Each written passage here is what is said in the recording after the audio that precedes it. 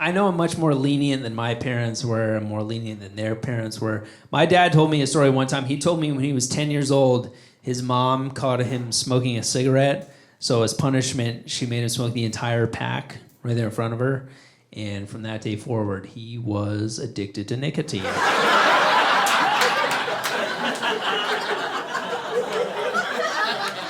That's a punishment that keeps on giving right there, right? 50 years later, you find out you got emphysema. You're like, oh boy, looks like my mom was playing the long game. All right. I never got caught smoking. I did get caught stealing a candy bar once, and the shame of that happening when you're 30 years old. That's all the punishment you need, right? This was just a few years ago. I was hanging out in the East Village of Manhattan, and I was hammered, and I stumble into a bodega to buy a can of seltzer, and the guy charges me $1.25 for shit, right? And he can't have anything as $1, right? There we go. So I'm like, I'm going to pay for it, but I'm going to even the score when he turns his back. So the second he turns around, I'm double vision drunk. I grab a king-size Snickers bar and try to slip it into the breast pocket that isn't there.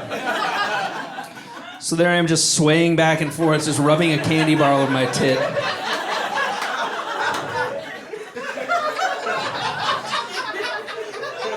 And finally, after like my 12th miss, he spins around and he just goes, seriously?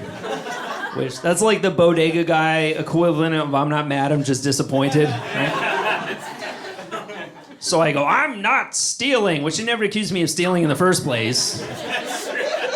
As far as he could tell, I'm just some pervert who likes molesting his candy bars before he pays for them. So I go, I'm still shopping, and I slam it on top of the counter, and then I proceed to take every other Snickers bar and pile it on the counter to cover my tracks. So my attempt at a $1 theft cost me $11. Imagine if I tried to rob a bank, run out to the getaway car, the guy's like, where's the cash? I'm like, I panicked and made a deposit. I suck at this.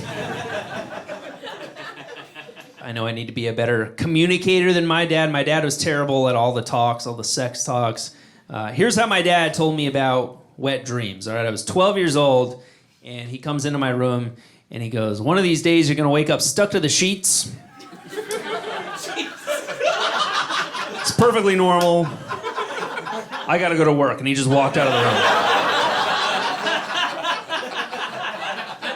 I was like, did you just cast a spell on me? What sorcery is this?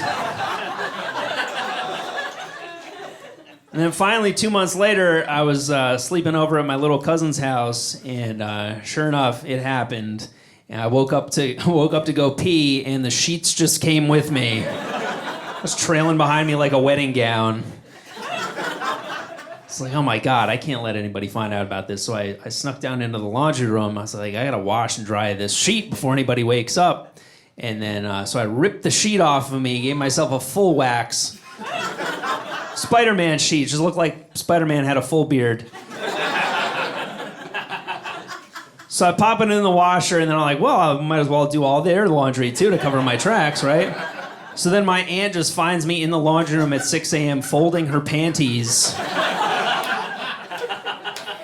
She was like, what a good little housekeeper. Are you gonna wash the dishes next? I was like, oh my God, did I come on those too?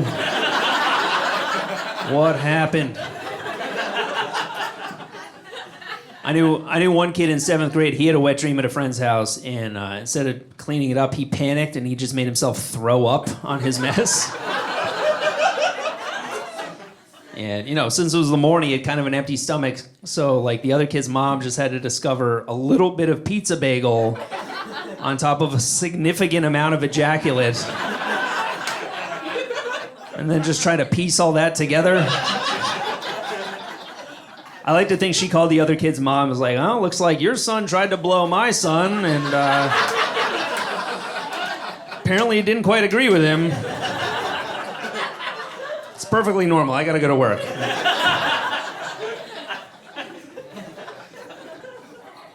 Well, what do they tell you? They tell you one of the perks of having kids is that it comes full circle, right? You take care of them, and then you get old, they take care of you.